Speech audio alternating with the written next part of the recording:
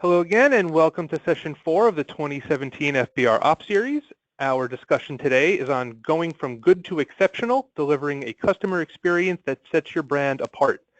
Our panel today includes 3 franchise brand leaders, Greg, excuse me, I can't pronounce the last name, Greg Cesante, the co-founder and CEO of Pinot's Palette, Dan Drennan, the Vice President and General Manager of Visiting Angels, and Ken Hutchison, the President of U.S. Lawns. Thank you all for joining us today, and once again, I'd like to introduce and hand things over to FBR CEO Eric Stites to begin our conversation. Thanks, Mike. Thanks again to everybody for joining us today to hear from our panel of experts on delivering on the customer experience. Craig, Dan, and Ken, special thanks to you for taking the time out of your busy schedules to join us. We picked these guys for 2 reasons. One, I think all 3 of them are great examples of leaders in brands that are doing outstanding things in the area of customer experience.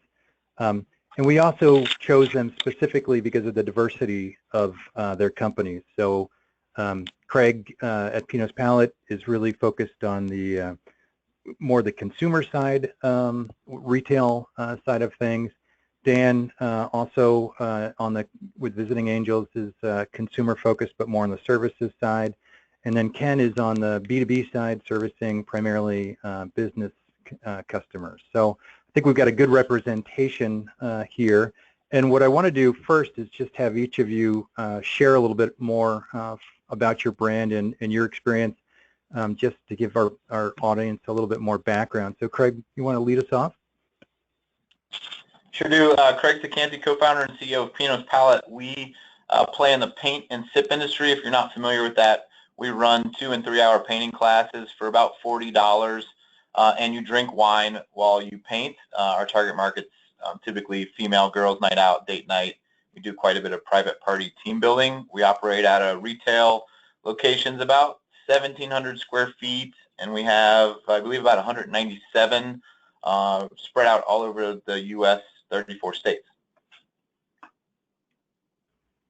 Great. Dan, how about you? You want to share a little bit? Sure. My name is Dan Drennan. I'm Vice President and General Manager of Visiting Angels. We're a senior home care company. We have 589 franchises in the United States, 17 in Canada, and we're breaking ground in the UK and other parts of Western Europe. We're in our 19th year. Next year will be 20 years for us, and I serve a few different roles here in the organization, but my primary role is with brand assurance. Great. And Ken, last but not least, how about you and U.S. Lawns? Sure. Thank you, Eric. Hey, my name is Ken Hutchison. I'm the president of U.S. Lawns. I lead this brand, and I've led it since around 2003. Today, we have about 35 professionals working in our home office, supporting around 165 owners who have about 260 plus territories in 41 states throughout the country. Our franchisees offer grounds care services to local businesses.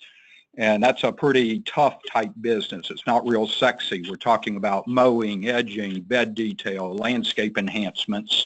And we do it, again, for local businesses. We generate about $170 million in system-wide sales, which makes us, by revenue, one of the top 3 companies in the landscape industry in the U.S. and by far the largest in the franchise space in this world of landscape maintenance or grounds care. So that's what we do, guys. Thank you so much. Ken, you say it's not sexy, and I think we can all learn a little bit from Craig. And when you add wine to the equation, it makes everything a little bit more fun. I don't doubt, Eric, that there are times wine or other things are involved with our customers and our employees. Yeah, it's all perspective. Sure. $170 million sounds pretty sexy to me. That's true. So, once again, we want to lead off with some data. And, we're going to be interjecting various data points throughout the presentation, but when we look at our own research, now this isn't customer satisfaction, this is franchisee survey data, but we really looked at the points that touch on the customer experience and the quality of the products and services, how they compare their local market competitiveness, and then innovation of the brand. And it's interesting. I mean, innovation of the three tends to run a little bit lower, but the companies here, the top 50 brands, which are represented by the red bars, certainly outperform their customers, or I'm sorry, their competitors in those areas, and it is really a big differentiator. And when we talk about the customer experience or the franchisee experience, like we've said on some of the past sessions, a lot of it is about setting the right expectation from the get-go and measuring, or I guess, delivering on those expectations. And that's all satisfaction is. But at the, when we're talking about the customer, we don't want to just have them be satisfied. We want, we really want to have them have that wow experience. The interesting part, like we said, is, it really starts with how you set those expectations. And that starts obviously with your marketing.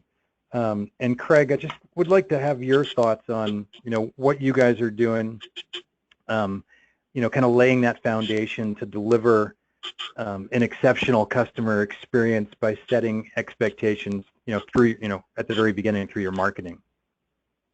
Yeah, we just hit 8 years old, and from the get-go, there was no industry of paint and sip. We were really trying to figure it out, and also how to express what it was and what the consumer would receive and value. And I think early on we made a lot of mistakes talking about it as a painting class. You heard me say it kind of today just to get across what it is. However, we got some negative reviews and dissatisfied customers because they were coming and leaving, posting reviews saying, well, we didn't learn anything about painting. So now we've obviously gotten a lot smarter explaining what we are as being more in the entertainment kind of night out, and that's the value we provide, is the entertainment night out, not that you're going to learn how to stipple or blend paint all that well. So as we've moved that marketing message, it's really helped kind of set the expectation of what you're getting into, so that they feel like they've really consumed the value of the service you're offering. Interesting. Dan, how about you guys? How do you start setting those expectations through all the different marketing that you do?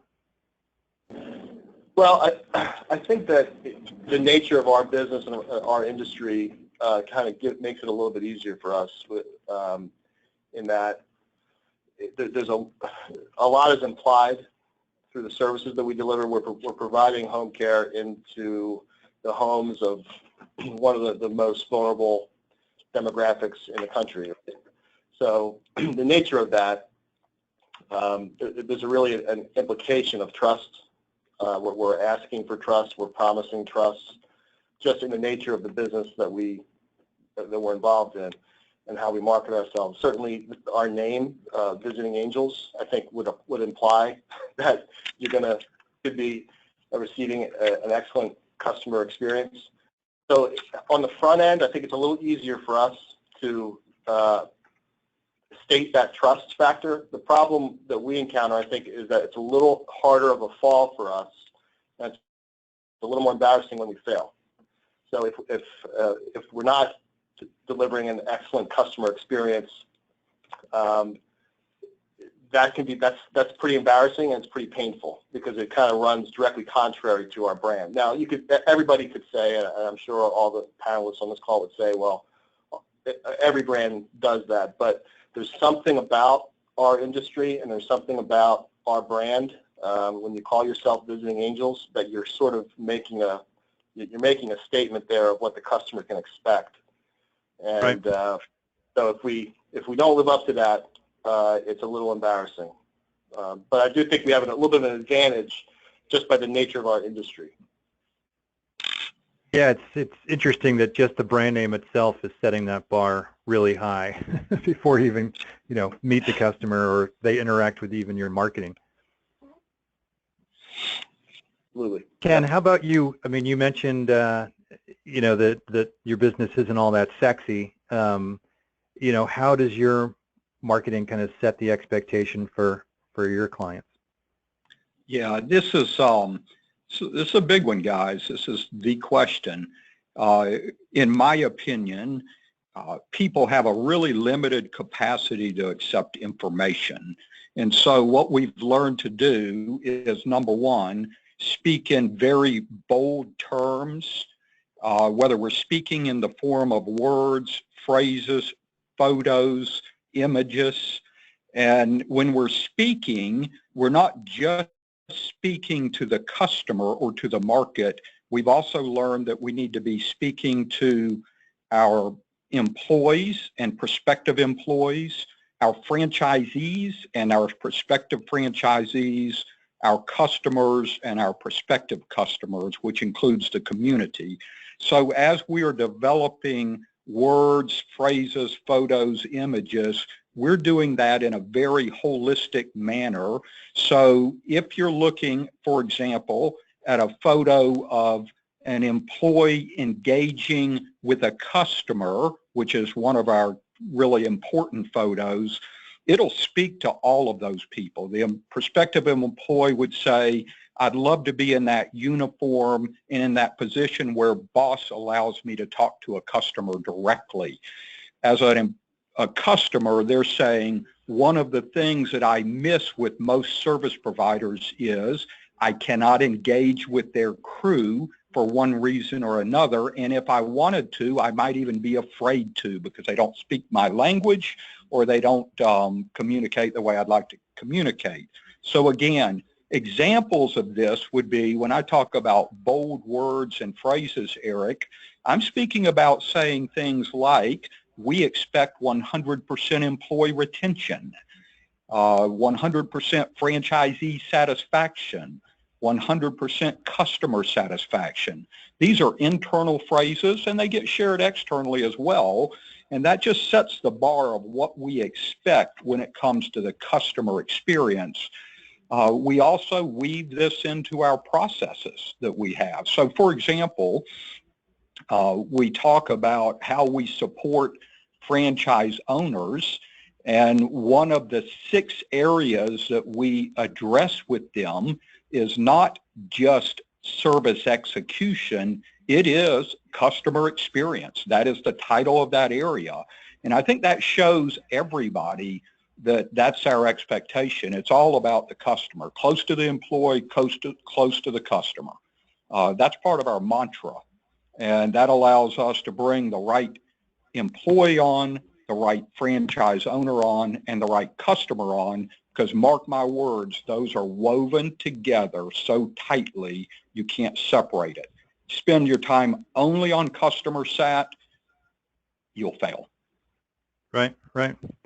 Yeah, I mean, clearly the data, and I mean, we've all seen the stats about customer satisfaction and the importance of customer satisfaction, and a happy customer will tell 4 to 6 people about your company, but an unhappy customer will tell 20 or more. Obviously customers are more likely to pay a premium for your service over your competition. It just goes on and on, but it's just shocking to me, how many people, there's just that disconnect. And I guess as a follow-up to that, setting expectations, like how do you, because there's great marketing companies out there that, can do a lot to set, these amazing high bars, high expectations through the marketing materials, but that may not be realistic of, what your brand is offering. So, have you done, any kind of, I guess, gut check in the past to just reevaluate, what your marketing is promising? I mean, can you say 100% satisfaction for franchisees, 100% for customer satisfaction? I mean, that, those are very high bars. And Dan, you mentioned, your brand alone, brand name sets a very high bar. Do you go back and check consistently that you're, living up to those standards? Would you like me to touch this one, Eric? Sure. Ken? Okay, let me just share a couple of quick things. One is, guys, you can't fake it. So if there's a disconnect between your message and what's really happening out in the field, everybody will know real quickly. This can't be the vision of a marketing company or an ad agency. When we, what I call, refreshed our brand in July of 2013, that's been 4 long years ago, we spent more time in the field with the help of a third party, trying to figure out who we were before we created a message of who we wanted to be. And we felt very strongly that one of the things that we heard from so many of our people, our franchisees, our home office employees, what we saw in the field was, whether we were achieving it or not, we all really, really, really were committed to those things that I mentioned, that 100%, the boldness of that. So that's why we wove that into this message that we're delivering. Now, you know, to deliver it's another story, and I can get deeply into that with processes and systems and touch points along the way. But I think the best way for me to sum that up is, once again, one of our key areas we train on is customer sat and the customer experience. We actually call it customer experience because we recognize the distinct difference between job quality and true customer experience. Great example of that is in the quick serve restaurant business. You could serve theoretically a mediocre chicken sandwich on every day but Sunday, and if it's served by somebody really smiling and nice, you'll walk away happy and tell everybody about it. Yeah, that's a great point. You know, because a lot of times, you know, it's not just about the product, it's about all the things that wrap around that product or service and how it's delivered. And you know, you know, it's interesting. I mean, I think the biggest challenge that franchisors have is, you know, you can obviously set the bar very high. You can train your people, your staff, your franchisees, but we all know at the end of the day, you know, the rubber meets the road, but, you know, with that frontline employee. And so I'd like to hear, you know, each of you talk a little bit about, you know, how are you ensuring that the customer experience is consistent across your franchise system? And Dan, why don't you lead us off on this one? Sure. Well, let me start by saying this. This question, I've been asked this question numerous times in different venues, and ensure is always a problematic word for me because the nature of the franchise industry, obviously we're all aware. When someone says ensure, some red flags start popping up for me, because as we know, there's only a degree of control that we can exercise over our franchisees. But understanding the intent of the question, there's a number of things that we have tried over the years, and I would say this: what Visiting Angels has, I think, is an expert at. I think what I'm an expert at, and the only thing that maybe that qualifies me to be on this panel here is because we've failed more than probably most people. As an organization, we have tried many different programs, many different touch points, I think is the word that Ken used a minute ago, to try to ensure a uniform customer experience, and more of those has failed than have succeeded. But what we have done and what we are doing, what does seem to work, is first of all, over the years, we've really tightened up and developed a specific profile for who we're looking for in new franchisees. When we were a young franchise system just starting out, we were a little bit more laxed in who we were willing to let in and become a franchisee. But over the years, as you can imagine, as you grow, we have really tightened that up. And I think that has been the number one factor for ensuring customer satisfaction and a higher level of customer service. Because what we found over the years was that if you had a franchisee who had been come from other industries, had other experiences, at least for us, this may not be true, Craig and Ken may have a different experience of this, but at least for us, it was very difficult to get them to unlearn what they've learned. Very difficult. And when we had issues or when we had problems that would hit our radar screen, it seemed to be with the same kind of repeat offenders. But when we changed the approach that we were taking with the type of franchisees that we were looking for, and we developed, and we did this with the help of a third party, developed a more specific profile of the type of franchisee that we're looking for, we found more uniform adoption of our franchise system, more adherence to the brand, and more steadfastness in their commitment to representing the brand appropriately. So I would say that was the biggest thing that we did that kind of turned that around for us. There's lots of other things that we did as well. We regularly survey our customers from the start, from when they first inquire about services to us, all throughout their cycle as a client of Visiting Angels. We survey them and ask them to help us by providing feedback on what their experience is. That's great. That really helps a lot. But the biggest thing that we've done is really focusing on who we're bringing in to begin with. Yeah, no, that's that's obviously a big piece of it. And Craig, what would you add to that as far as what you've done at Pino's to really ensure that consistent experience across your whole system? Some things we've seen and important to understand, especially in anybody that's in an emerging industry.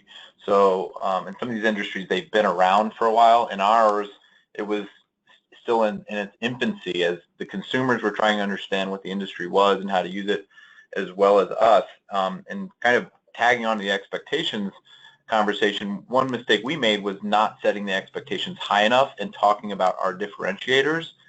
It seems like once we talked more about, because we're positioned in the paint and sip as the premier, we're the target compared to the Kmart's and Walmart's and other offerings, and we weren't talking about those differences enough.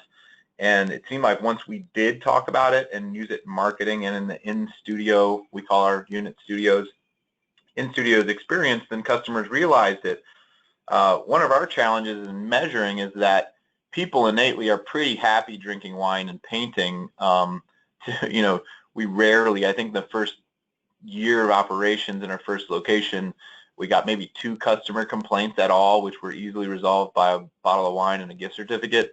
So people are generally happy. It's then trying to measure, are they happier coming to us versus potentially competition? So pointing out the differentiators helped them realize that they actually were happier, especially since paint and sip is not something you do every week. It's something you might do every 3 to 6 months. Other ways we measure, and something with my background, I built software for about 10 years, so we build all our own software in-house. We built a survey tool. Our customers sign up and reserve and pay online before they even come out, so we have all of their information to send them email surveys, and we use the Net Promoter Score as well as asking other questions. The challenge is we don't see a big gap in separation from our highest scoring studio to our lowest. It's like 87 to 92. So customers in general are just happy to be there. And the best performing studio is not a big separation from the others. We do in-store customer secret shoppers as well as phone shopping our franchisees and their ability to answer the phones and emails for private party questions. And we just we use that information to try to track and obviously find correlations to sales, which there inevitably are, and just coach to it. One thing we do, I think Dan had a great point about bringing in franchisees that have that mindset and focus and training them up on it. We have kind of the upside pyramid. If any of you have seen that, it's pretty popular in some of the books made famous by Neiman Marcus, as well as Container Store. Kind of that upside down pyramid with your boss at the top, which is the customer. We all work very hard to prepare the staff to go into that meeting with our boss, and then obviously we want to hear about how it went post-following, so we can get better. And that seems to really work and drive those customer scores and NPS score that we are tracking on a weekly basis. Just to clarify, you're saying that your NPS scores are in the 80s or 90s? Yeah, the high is like 94, and the low we got is about 87, which is extraordinarily high. You know, standard retail is typically 60. Consumer products is, you know, Apple's I think is in the 40s. So no, that's you know, amazing. It's all with a grain of salt. All relative, right? Yeah.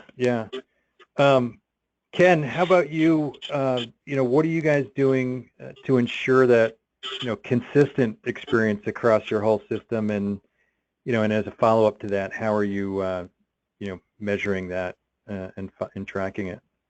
Yeah, boy, this is the million-dollar question, guys. This is tough, and I used to say it was just franchising, where it was tough to ensure a customer experience across all of your branches, or in our case, all of our franchises. It is tough, and so what we look at, and by the way, it's kind of tough for us as well, because even with a great owner, which you need, and I agree fully with that. I actually agree with both what Dan and Craig have said. With a great owner, with a great message, whatever the words are, it's tough when you send your crew out at 7 o'clock in the morning and you don't see them again until 3:30, and they are the ones that are touching your customer throughout the day and week after week and year after year. So a lot of our customer experience comes from what happens with the crew and the customer, and then secondly, account managers or market managers, and then finally, what happens with the owner. And so we've worked really hard on that by developing processes that, and let me give you an example of one. It's what I call radical personalization, and that's not new. It's used in education quite frequently. We'll build a process that says we have a goal, and maybe that goal is to move onto a property, a customer's site, and finishes within a certain period of time.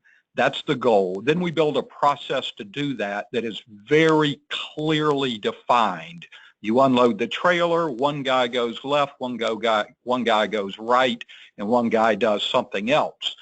And then that process continues where before they leave, they connect with the customer if there is a customer on site. If not, it's done by email later, and they give the customer a little report. So that's the process part of radical personalization, and that'll cover the job quality. And in fact, we'll usually give a higher level of customer sat and a good customer experience than most of our competitors. But then my challenge was, how do we get even better? And that's where we weave the radical personalization into it, where during that process, you look for points that you can individualize this. And by the way, it costs nothing to do this. This isn't a cost item. Maybe the crew leader uses the customer's first name when he or she engages with them, or their last name. Maybe they have a little guide that reminds them of something that's important to the customer, and they mention that when they are closing out the service visit and say, by the way, we took care of that area over by that car because we know it's important to you. And that is where radical personalization will send that customer experience to a point where it is not at typically. But you got to have the process down to do that. And then that is replicable from branch to branch, crew to crew. And that's what we work on. How do we execute? Which not as well as I would like because of employee turnover. Those are lame excuses. And because of, but we probably do a better job than most of our competitors. And we'll survey that just to close with a one-word question that if we're able to engage with the customer on site, they answer with a little iPad, which is, did we meet your expectations? That's all we care about at that service visit. If we're not on site, we do that electronically later in the day. And that's helped us out a little bit. Again, we don't execute as well as I'd like. I can't give you stats on that. Nice. Dan, just a quick follow-up. We had a question, actually, and I'll put it to the three of you. You mentioned, really doing a deep dive up front to identify your ideal franchisees. The question was specific to what tool you use to do that. I don't know if you want to share that information. We're all about plugging companies out there that are doing a good job, so I don't know if you care to share that or not. Yeah, actually, we built our own proprietary tool in-house here. We looked at some others, some third-party vendors, but we ended up with the use of we had a consultant that helped us, and we built our own tool based upon the metrics that we had available to us. Gotcha. To date, based on our franchisees, the franchise group we had to date. So yeah, sorry, I can't give you a recommendation for an outside group. There are very good ones. I wouldn't say not to do that, but we just chose for a couple different reasons to build it in house. Right. Craig, are you doing any profiling of your franchisees up front? Yes, we use PI. It's a survey and indexing tool. I think it's pretty widely known. And one thing we've been able to do, and this is for kind of selection of franchisees and general personality and fit with our company. One thing that's nice about it is we can do a general survey of our current franchisees and specifically look at our most successful, look at that average pattern, and then compare it obviously to new recruits in general. And then the consumer survey tool we built in-house, but we do talk regularly to Listen 360. I like some of their general tools and strategies. One of the probably more important things than having like an NPS score is seeing comments from the different groups of promoter, passive, and detractors, so you can kind of get a general vibe for why they're feeling the way that they are. Yeah. No, I mean, and Ken touched on that. What's important to the customer, obviously, and that's where that really comes out in those comments. Is you think you did a good job, and you might have missed a shrub over there or whatever it is in Ken's world. And those little details that come out in the comments make a huge difference. Ken, do you do any franchisee profiling? And if so, do you use any third-party tools for that? Yeah, we do. And Craig, I'm assuming PI stands for predictive index, right? That's right. Okay. We use a tool called culture index, which is really similar to predictive index, might be a little more brief. And we use it not just for our franchisees as we're selecting them, but we also use it for our home office team as well. And we've been doing that, I guess, 6 or 7 years now. What we have found with our franchisees, and by the way, some of them use it for their employees as well. What we have found with our franchisees is we struggle to find commonality amongst the successes with that personality profile and some of the traits that we need, because as they grow, the needs change. When they start with employees, it's a different world than when they have 75 or 100 employees. So we find that the traits change, but what it does do, and I really, really am a believer in this, it gives us deeper insight into who they are so that we can coach them better on who their first hire needs to be. And that first hire then would be filling in a gap that they have from a personal perspective. But so it's Culture Index, which I believe is out of Kansas, not an inexpensive tool, but it's really, really worked for us, and we are still using it after 5 or 6 years. Ken, just to add one thing, not just to see that they're a fit, like you said, you understand how they, a bit of how they work, so you can understand that someone that likes a lot of formal discipline, you can, sell to them differently. If being an extrovert is important for your business, we just try to push them, and it's information so that we can push them in the interview process a little differently. It's not just a vote on whether they fit or not. That's a great point. We have actually found that there are certain profiles that we will not bring on, but there are others that we aren't sure about. So it's great tools. Yeah, I was going to add to that. Go ahead, Dan. Yeah, we don't, even though we spend a lot of money to build our own internal profiling tool, it's commonplace in our world that we would veto that profile. So I would encourage anybody who's thinking about utilizing a profiling tool that we still put a lot of stock and a lot of trust in our personal interactions with candidates. So it is common for us. I didn't want to give the impression that we just look at the profile and you're either in or you're not based upon your score. That would not be the case. We regularly, I'll say 30% of the time, maybe not 30%, but 25% of the time, we would veto, we would get a candidate who doesn't score very highly on our profile, but the executive team has met with them and feels really good about them, and we've gone forward. And we've had pretty good success with that. So I think if you have team members in place, you have your executive team in place, you trust them, you trust their judgment. I trust our team as much or more in many cases than I do the tool that we build ourselves. So just something to consider. Yeah, no, that's a great point. So what I want to do is pause for a second and go out to our audience and just ask them the question of, how are they measuring customer satisfaction? I know a lot of companies, like the three of you, do it formally through Net Promoter or surveys otherwise. Some do it more, I guess, casually just by listening. So if you want to tell us a little bit about what you're doing within your system and how you're measuring customer satisfaction, that'll give us a sense of what's going on out there. I think the three of you have all talked a lot about how your brands use the customer experience as a differentiator.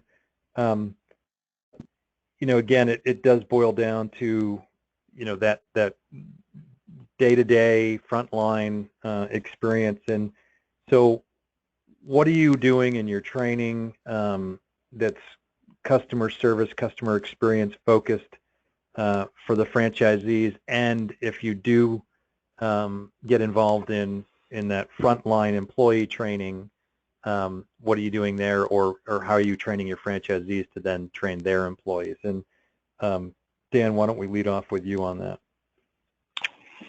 Sure. So we don't get involved in the training for our franchisees' employees directly, but the part of the training process that we bring our new franchisees through is heavily focused on customer service. 50% of our training, the time that they spend in training, they come to us for, their initial training is more than a week, and half of that week is just spent in the area of customer service. And probably 80% of that time is spent in scenario-driven role-playing. We were surprised at how it kind of goes hand in hand with us talking about the profiling and how we kind of shored up our brand adherence and brand assurance efforts through more accurate profiling on the front end. We were really surprised at how many franchisees were coming to us who didn't really have a clue about customer service. I mean, when I say customer service, I'm talking about basic customer service, like, don't let the phone go to voicemail kind of thing. Right. That was a real shock to us that we had to correct over the years. So we spend more than half of the time of our initial training period dealing specifically with customer service related issues and scenario driven, where we'll actually have role playing. We actually have people that pose as actors. We have actors that come in, and the actors are members of my team, and we actually act out. It's kind of like a show for them during training, where we're acting out and role playing different customer service scenarios, and we're constantly shocked by how surprised some of our franchisees are about just things that many of us may just take for granted or think are understood, but are not understood given a particular franchisee's background. So right. that's our initial training. But then we have an ongoing system we have something called Visiting Angels University, where franchisees are expected to take a certain number of tracks at certain mile markers of their relationships with us, and most of those, 80% of those, are geared toward customer service. There's several other things that we're engaged in too, but I'll kick it over to Ken and Craig. Yeah. Ken, what are you doing in the area of training to drive that experience home? Yeah, I could share a lot of things, and Dan, you did a great job sharing some great information there. One thing that sticks out in my mind is we find that one motivator for people, particularly new owners, is the financial side of it. And we'll start in our initial training, and we repeat this at our regional meetings and at our annual conference. We talk about the cost or the value associated with customer satisfaction. And we have not only our data internally, which is a little bit loose because of a loose connection between us and our franchisee, even though we collect a lot of financial data, but we also have the ability to look at data from a company-owned brand that we have, which is really, really large, and that's just awesome data, where we can show the difference between a 5 and a 4 on a scale of 1 to 5, 5 being highly satisfied, 4 being satisfied. We can show the difference from a financial perspective of those two numbers. In other words, you might as well not be in business if you're not a 5. Compared to that 4, the amount of money our customer spends with us is so much more if you can get to that 5 point. The amount of referrals they give is so much more. The retention at the end of the year or the end of a contract period is so much higher between a 5 and a 4. So my point is, we start, before we get into the technical training, we start with, this is why you want to do this, guys. It'll put money in your pocket. Makes perfect sense. Craig, what would you add to that? Yeah, I would say just stepping back and looking at some of these topics holistically. I hear customer satisfaction and measuring of it. I think it's important to step back and kind of map out strategically an entire QA system. I think too many times we just think of it as, okay, well, I'm going to survey my customers and that's how I'm going to know customer satisfaction. There can be a lot of metrics and data pulled from a lot of different places, not just customer surveys. So really map that QA system out and put the scorecard, design what the scoreboard looks like, and how you're going to measure all of it together and make that the system. I agree. You got to start by finding the people that align with your vision of customer service. I find that in teaching boot camp, explaining the why behind a lot of things really helps them kind of bridge the gap where, you don't have training down to the T, but if they understand the why, they're going to be more motivated to fill in the tactical gaps. We really try to show them, and this helps at our headquarters, is I feel like at franchise headquarters, it can be really easy to disassociate with down to the customer level. So our headquarters is basically outfitted with what our retail environment looks like, including a wall of the entire electronic experience online. What does the Facebook page look like? All the web pages and emails that they receive, just so we don't forget what the customer is going through. Two other things that we do that I feel like is helpful in training of the franchisees is we do acknowledge and find franchisees that are doing an extraordinary job in certain places.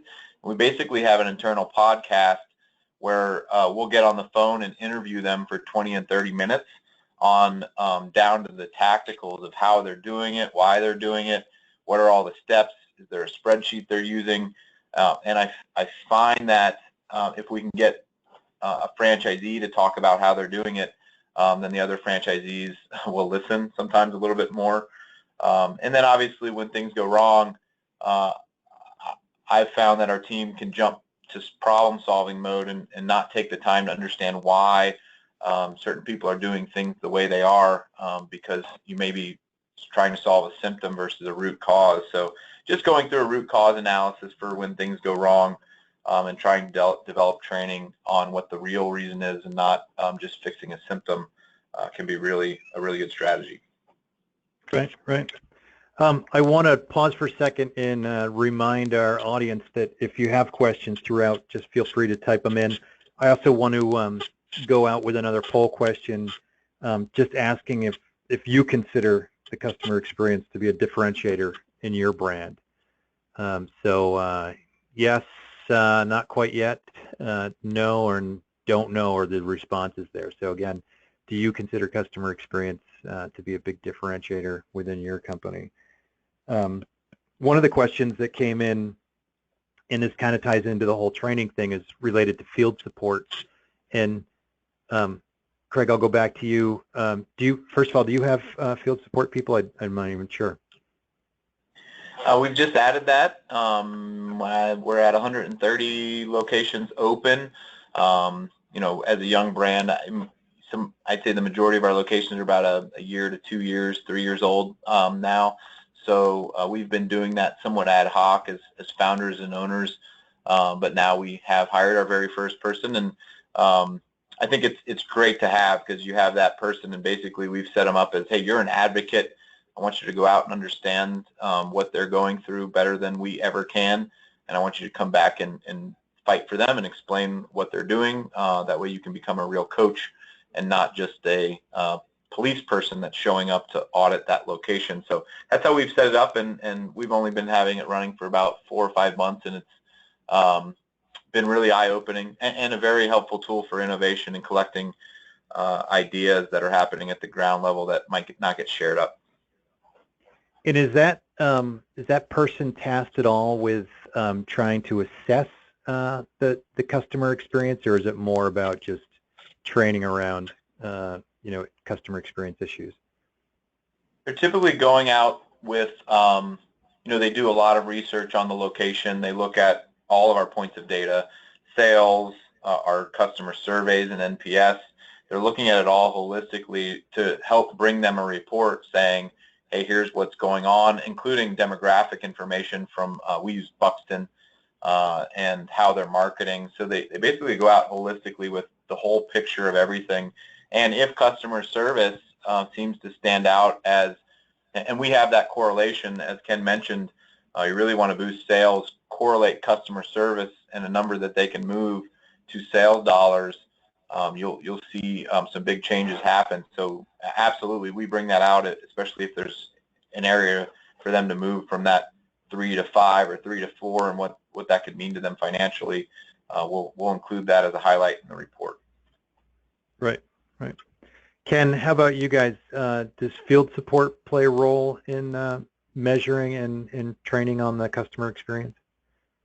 Yeah, it does, and I'll share this with you, Craig. We built the brand around field support. We call them regional franchise advisors. Some people call them coaches or business consultants.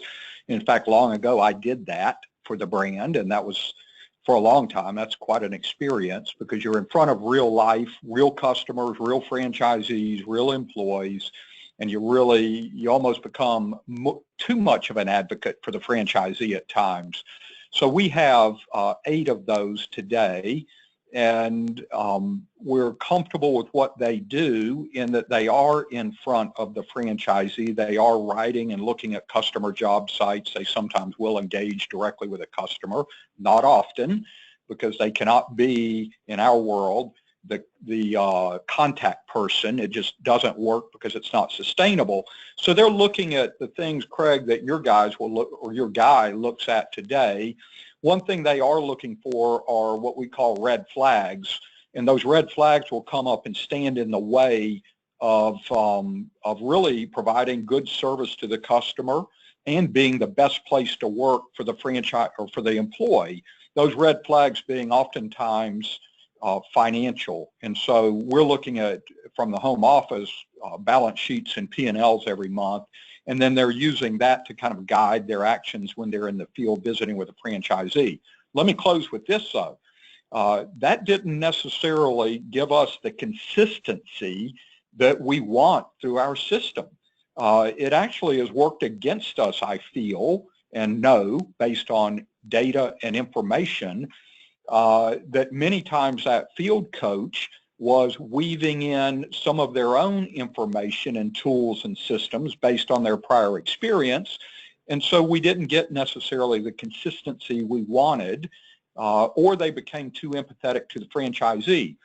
And then finally, I think we're dealing with what I call the millennial personality, not age, millennial personality that says, I want information now and I want it immediately.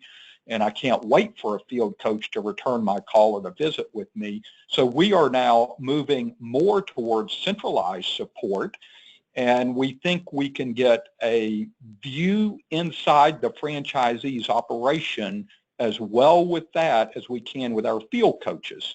And we're not going to get completely away from the field coach, clearly, but we're definitely going to move more to the centralized support.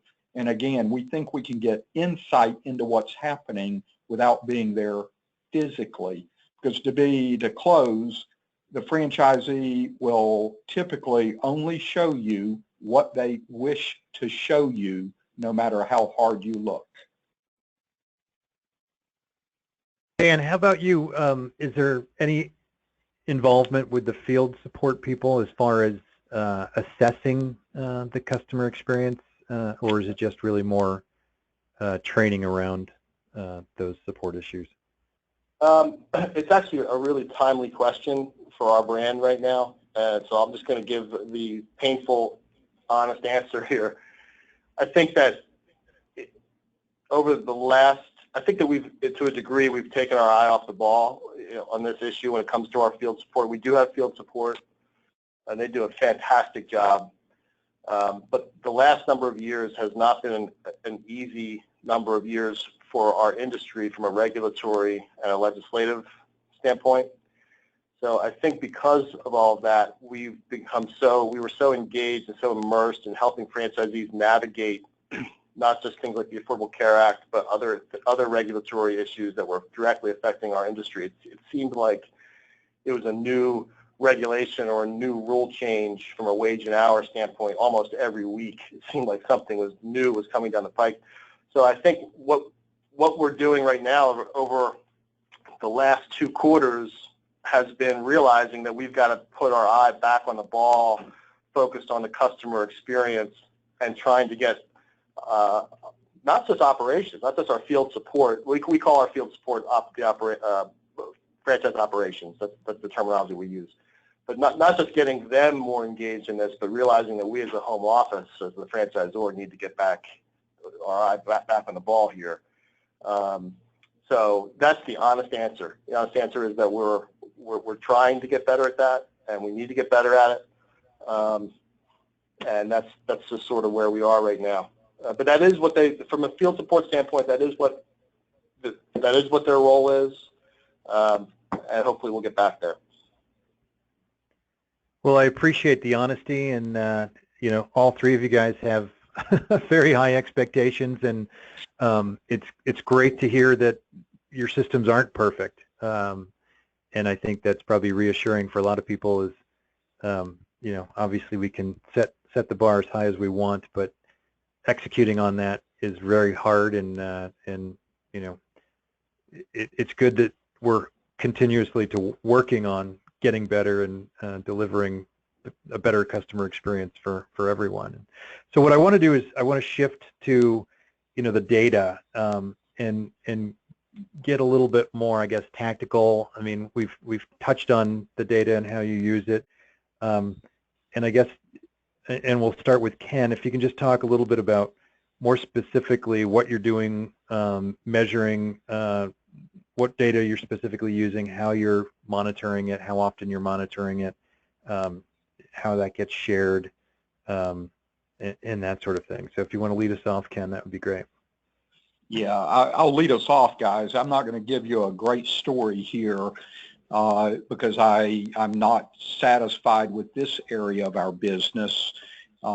We, in most cases, are surveying the customer at each interaction, but not all. And in that case, we're able to respond pretty quickly and rectify the situation, because usually it's either a missed visit or a short visit, and we can fix that pretty easily. Where I'm not really satisfied is with our consistency of surveying all of the customers on a, again, regularly scheduled basis, which I feel like is necessary to really act on data. When we see an issue, we definitely have got a defined plan that says within X period of time, a reaction or response has to happen depending on the nature of the complaint or the issue. So we definitely have a good program. We just haven't done a good job implementing it. And I'd love to learn from Dan and Craig and you, Eric, on what others face with this area. Dan, what are you guys doing? Well, we remember I said earlier in the call that we've learned more from we've failed more than most organizations, which is that's what we've learned from mainly. So we do a couple different things. We survey our clients at the moment, or actually 24 hours after the point of inquiry.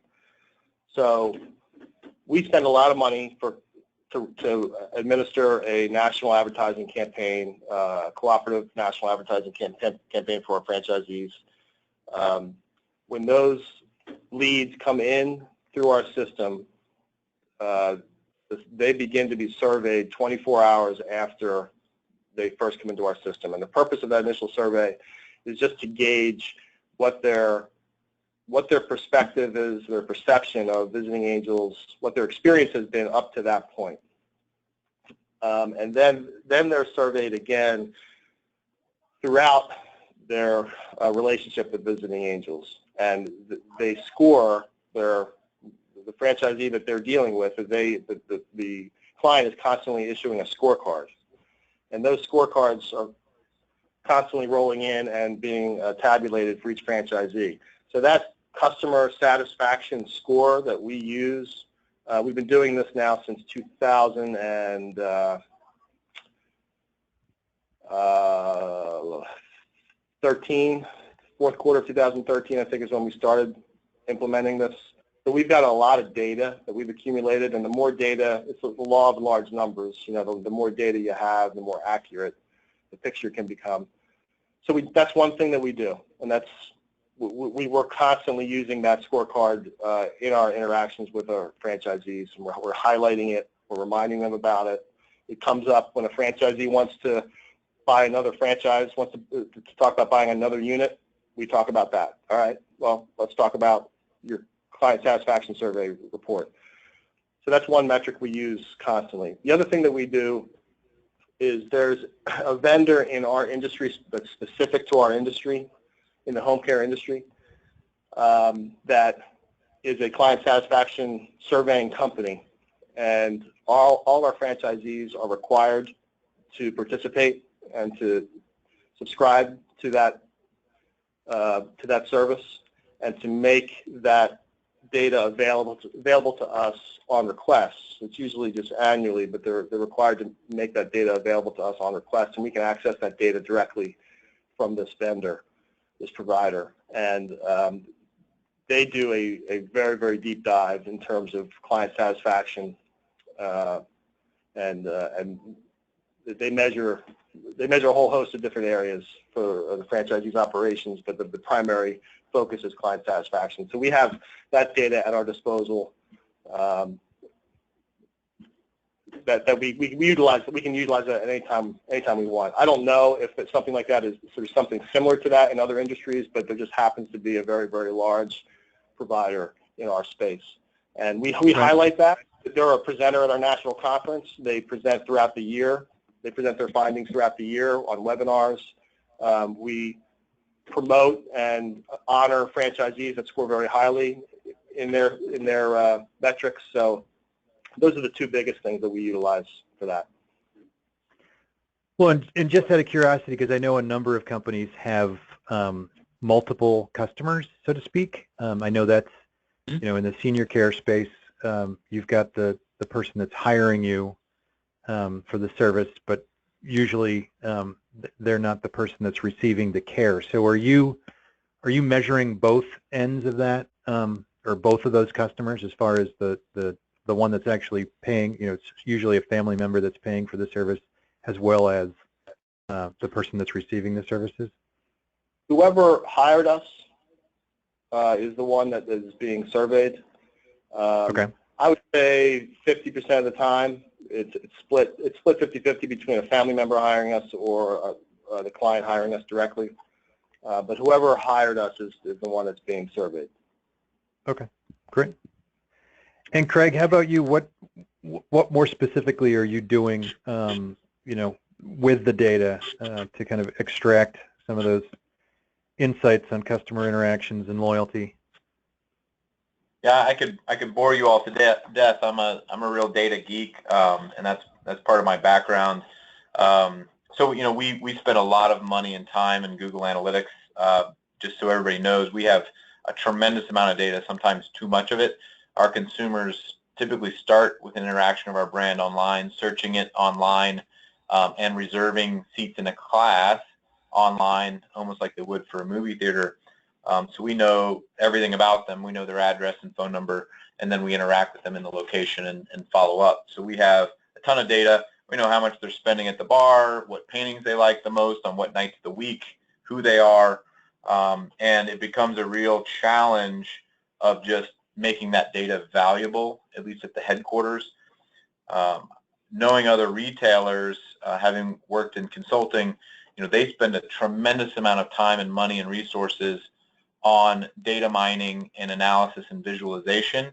I don't see as much of that in the franchise space happening. Maybe it's just a resource thing.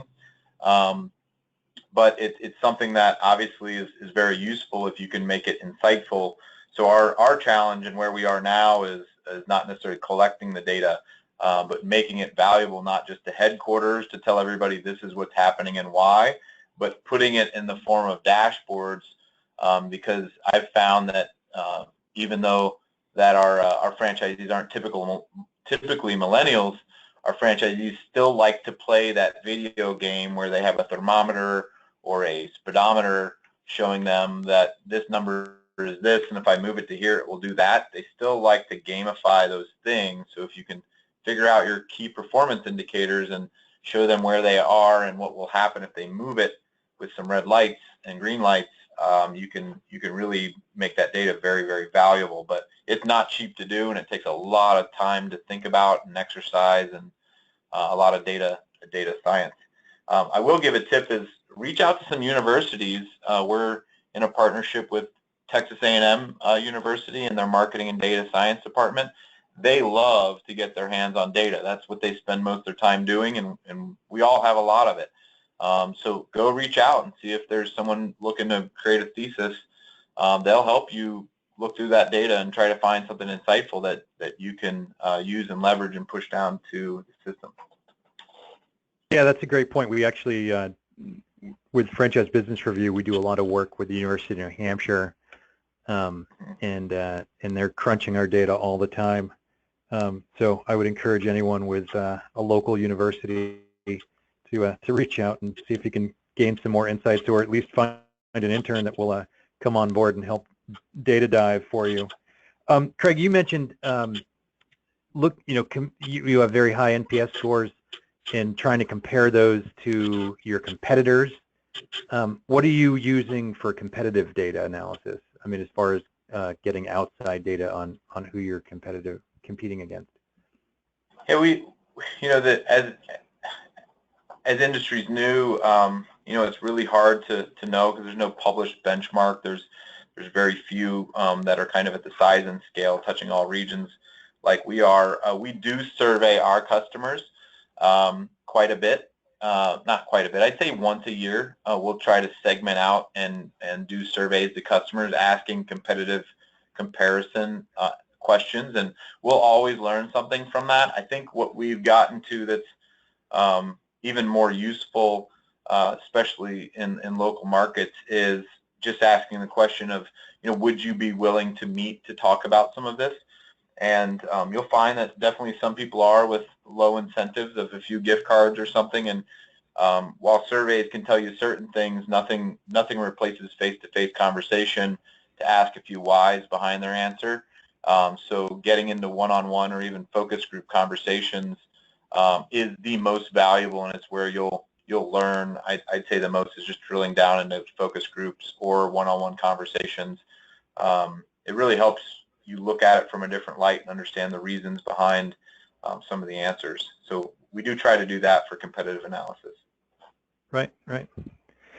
Well, I want to talk a little bit about as far as gaining insights from your data.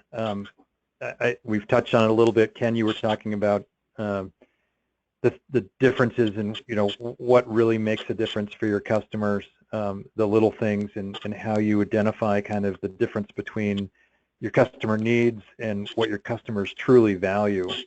And what are you doing within your system, looking at the data that you have, talking to franchisees, talking to customers to kind of differentiate between what those customer needs are and then what they truly value about how you're delivering your service? Yeah, this is an area that I do think we do a pretty good job on. We have a deep understanding of what our customer needs because of, one, the time we've been in this business, and also because we were running for a number of years a very, very robust national account program where we were in touch with that customer on an hourly, daily, weekly type basis, and it was a lot of customers. So the customer need versus what they value and that differentiator is important. So we focus on that, and I think of again, know what they need. That's what we're educating the franchisee on, is to fill that need. And then as far as what they value, that's not as obvious as what most people would think. And that's where we can set ourselves apart from the competition, because what we find that what they value, and I'll sum it up in a really single line, our customer, the person who makes the decision or who manages the property, and it's usually a professional real estate person, professional property manager, our customer will lose their job if we don't do our job well. And so as long as we recognize that our customer will either lose their job or have a more difficult life, if we can fill that need, make them feel comfortable, confident, become a business friend of theirs, and speak their language, we win. And so that is what we're educating the franchisee to do and the employees to do, and that's what we also use to educate the customer and set their expectations. I hope that helps a little. Yeah, no, it does. Dan, how about you? What are you doing with all your data and feedback to kind of separate the needs from the, what they truly value? Well, what's funny about this question, as you asked the question, I was remembering a meeting that I was in about 7 years ago with our whole executive team, and we were discussing possibility of enhancing, adding to our service line, adding a particular type of service. And the meeting was just going nowhere. It was an hour and a half into it, and I just felt like the meeting was going nowhere. And then it just occurred to me that at no point over the last hour and a half has anybody talked about or said, well, what do our franchisees say in terms of what the customer, what are the customers asking for? What are the customers, what does the customers need? And we all had kind of had this embarrassing moment of, oh yeah, I guess we should talk to our franchisees about something. And so that was sort of like an eye-opening, kind of a watershed moment for us as a brand, that we realized that we were not, I think we had to understand as a franchisor what we were good at and what we were not necessarily experts on. And our franchisees, however, are experts on what the needs are of their clients, what they expect, what they value in us. And we needed to do a better job of engaging with them and pulling them into these types of processes where we're considering X or Y.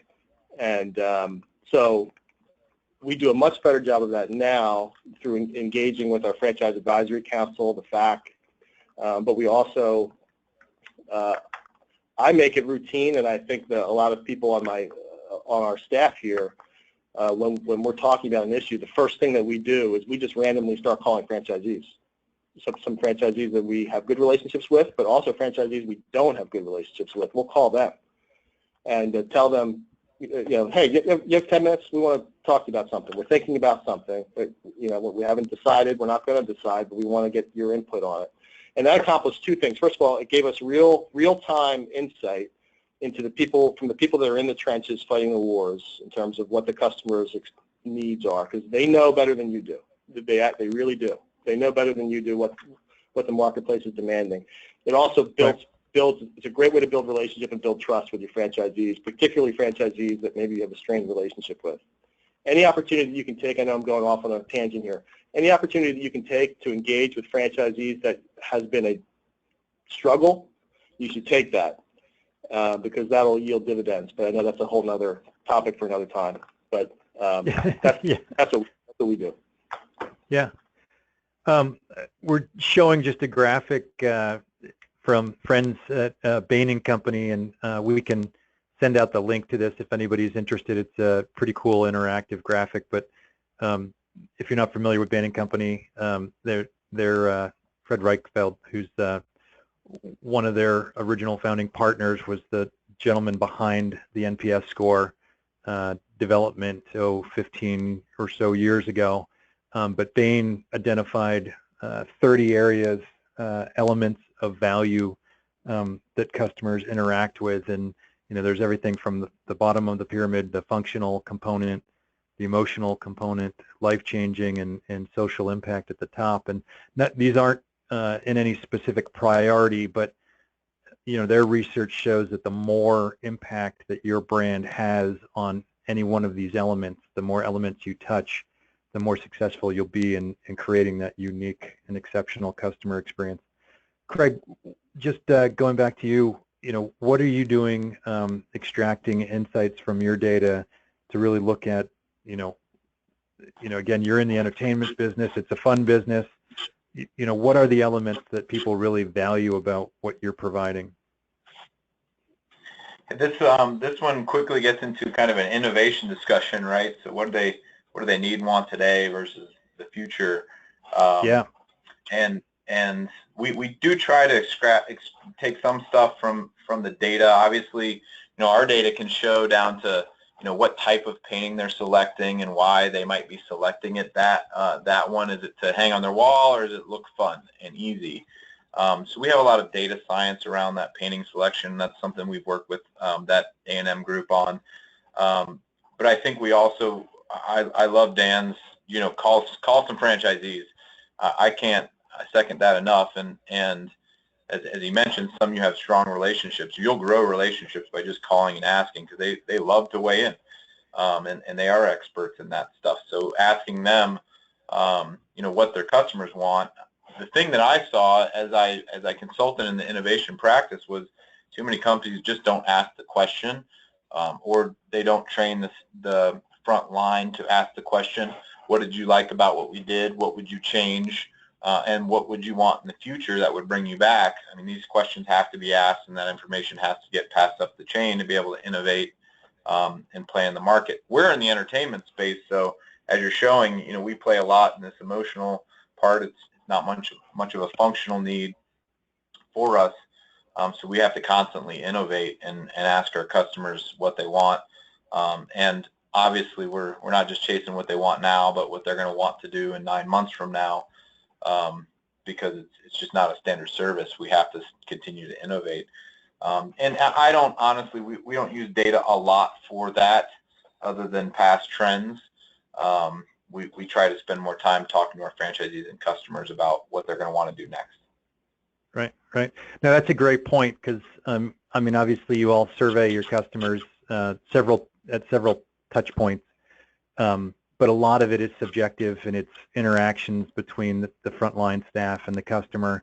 Do you have a formal process to collect that, or is it more just, hey, if you hear something, let us know, and Craig will just continue with you on that? We have a little bit of both. Obviously, for general brand control and customer satisfaction, you know, we have an approval form for variations of standard services. We really encourage our franchisees to innovate and come up with that, but they need to follow the process. And we actually call it an R&D form, which is really helpful because they can fill it out. We'll give them a time to test it and try it, and then report back on measured results.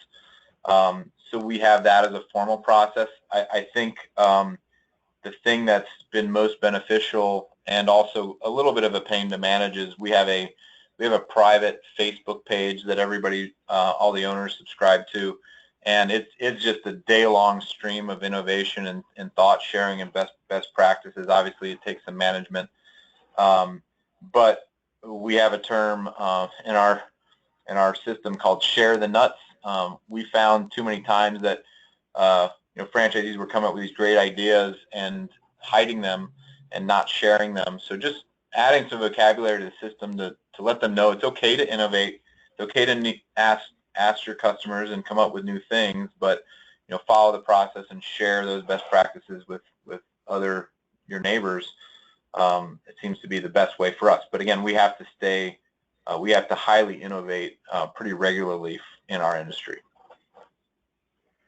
I love that. Share the nuts. That's I can see that as a T-shirt or something. It is a T-shirt for us. It's become a mainstay and kind of a hashtag for everybody. Come up with it, but share it. Share it with headquarters and share it with other people. Otherwise, you might have your next $1 million idea sitting in someone's closet somewhere, and that's a bad thing. Yeah, no, it's for sure. Ken, how about you guys? You know, how are you getting those nuts back from the front lines to the corporate office and making something of them? Yeah, it's not just a matter of getting them back to the home office here. As Craig said, it's a matter of then sharing it out to the field and having some kind of an oversight of that sharing. Because, Craig, I think we all have private Facebook pages, and sometimes we're not even involved in them, which is not a bad thing because it's happening whether we know it or not. Let's just acknowledge it happens. So here we go. What we try and do is make it really, really easy for our franchisees to communicate, both with us and with each other. And so a couple of things we have introduced, and we did this 2 years ago at our annual conference. And by the way, we do an annual conference where we bring everybody together. We also do regional meetings, and then we also will do some small group meetings through the year as well. But we introduced what we called Coffee with a Pro, which allowed the franchisee to speak to one or two of his peers, and that was something we made the introduction. We do one-on-one meetings where they can sign up to visit with me, other members of our home office team. But what really has worked well is we followed that up with what's cliched called peer groups, where we brought together 5 to 10 franchisees, and our coaches, our RFAs do this, bring them together on the phone about every 3rd to 4th week and we get decent attendance, and they speak about things that are on a very set agenda, including how they're doing with their operations financially, but also sharing some best practice and some good ideas. And that's some of the things we do to keep them talking and keep them engaged. What I want to do is, jump to questions that folks have, so we can get, as we've got about 8 minutes left. I've got lots of questions for you guys, but I want to make sure that we get everybody's questions answered from the audience. Dan unfortunately had to step away, so if you do have questions for Dan, get them to us, and we'll have to forward those to him to get an answer. Ken, you touched on Facebook, and that's interesting. Obviously, I know a lot of people measure satisfaction internally with various internal tools, but now in the age of social media, the customer has a lot of power. You guys are a little different, certainly, than a Pinot's Palette paint and sip kind of concept. But do you have to deal with social media as a vehicle for unhappy customers, tweeting about you or Facebooking about you? Yeah, I'm laughing right now because we have to watch customers, employees, franchise owners, home office team members, no different than everybody else on this call today. We don't see the customer sharing information much in our world on social media.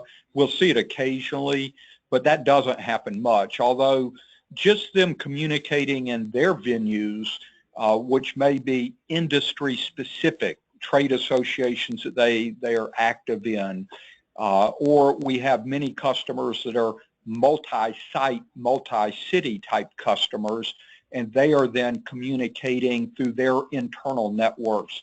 That can really cause us a lot of harm. And what happens in Orlando, Florida with a franchisee can affect a franchisee in California or Maine, because it could be a property owned or managed by the same real estate company. And again, they're communicating internally. So we watch that, we monitor that, we do the best we can to keep that under control. And in effect, because of the fairly low volume of that, we're able to call people, talk to people directly if we see something showing up. We're fortunate in that respect. Right.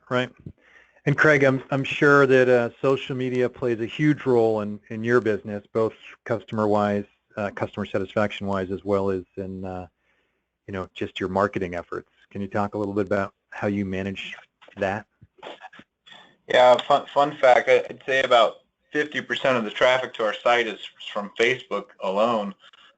So a big part of the shopping and buying process for us is social media, and obviously the reviews and word online is going to be a big part of that, and how we differentiate too. So having reputation management in place, we use Yext to help with that, and the franchisees as well, has been an invaluable tool. And there's several out there like it, but having a tool in place where you at headquarters can see all the reviews about your brand, as well as empowering the franchisees to be able to monitor and respond appropriately, is absolutely critical, especially if people are shopping and that's part of your journey line. I believe one of the articles that we kind of shared pre-meeting was talk quite a bit about mapping out your customer journey, and I definitely highly recommend it, because it typically doesn't start with walking into a retail location. There are other steps that commonly happen before and after. So making sure you have that map and how influential some of those online pieces are, so that you're appropriating the budget and resources to make sure they're maintained and well kept. Yeah, no, that's great advice, and great. Thanks for the suggestion on the tools. Craig, one follow-up to your sharing the nuts question or comment. One of the audience members was talking about how a lot of those nuts come from the same franchisees over and over again, which is good, but do you do anything to encourage more of your franchisees to share those nuggets? We definitely do, and just talking about them, as I mentioned, we have kind of an innovation award at our conference. That's a really big deal. We've kind of made some internal vocabulary that's very helpful, and it's kind of expanded. Now they're doing hashtag marketing nuts, hashtag sales nuts, and again, the idea is that we kind of found a bunch of squirrels hoarding them and making popular the fact of sharing. Having worked in innovation strategy, what will happen is it's not one nut that has all the magic. It's typically a few nuts bouncing off of each other that turn into something, a big game changer. So sharing that information and then even collecting the results of it, what will happen is someone will come and ask, hey, I want to try this, and we'll say, look, someone on the West Coast tried it. Here's the documentation of what worked and how they did it. Why don't you take this and even call them to figure out how you could try it differently and use this idea too, and that becomes something great. So it definitely, there are some locations who are more innovative or spend more time talking to customers, and they'll drive some of those discussions, and putting them on a platform to do so can really help other people kind of spend time thinking about it themselves. Right. Ken, are you doing anything to facilitate the nut sharing further up the chain? I mean, you talked about, it's more than just getting it to the corporate office, but. Right. Let me dig a little deeper into that. One, we do our nut sharing. I love that, by the way. I think I've learned something today. I love that because you can weave it into so many stories, and I'm a storyteller. Trademark. We tend to speak I've heard franchisees compared to herding cats before, but I've never heard the analogy of squirrels before. So. Yeah, you're going to change my stories, and we'll pay you a royalty on that, by the way. That's the nature of our business. The one thing that I'll bring up to add to what Craig has said is that people love recognition, and we talk so much about programs and systems and processes, and at some point we need to remember to talk about people, individuals by name. And as we're sharing information, say, I was speaking to Steve Ferguson up in Hampton Roads, and here's something he shared with me that I thought you might benefit. Pick up the phone and call Steve, or drop Steve an email and find out more about it. People love recognition, whether it's a home office team member, a franchise owner, or one of the employees. And if I can encourage anybody to do anything, it's use their names, use their story. And if you start doing that, you'll find that you'll get buy-in from those less vocal franchisees, and maybe they'll become a little more vocal. Plus, you'll find that the people who have shared that nut will then offer up more nuts a lot more freely than they would have if it were a press release coming out from corporate saying, we have heard from the franchise community that here's an adjustment you might want to make. Use names and use stories. That's the core concept around franchising, is it's all about people, individuals. Yeah. No, that's great. And that's a great point to wrap up on, because we unfortunately have run out of time. But it's true. We talk so much about the data and measuring and surveying, and but at the end of the day, it's all about people, and the more you can make it personal and celebrate those wins, the better off you'll be. Mike, I'm going to turn it over to you for our wrap up here, and I want to thank Ken and Craig and Dan, who unfortunately had to leave, for sharing your thoughts. We could talk, I know, for another hour or more on this topic, but unfortunately we can't. So Mike, you want to take over? Yeah, thank you, Eric, and thank you again to our three great panelists today. I think this was really a great conversation that we had, and I'm sorry to those in the audience whose questions we couldn't get to today, but hopefully there's some great value to be taken out of this. I do just want to remind everyone that we have one final session coming up on Tuesday next week, and the details for that are on your screen right now. And I did chat out a link to a quick feedback poll for today's session. So we'd love to hear what you have to say about that. It should just take you about 30 seconds to complete. And that's all for today. We're going to wrap up. And just want to say thank you again to our audience for being here and to our three panelists for taking the time out of their day to join us. We really appreciated your time and expertise.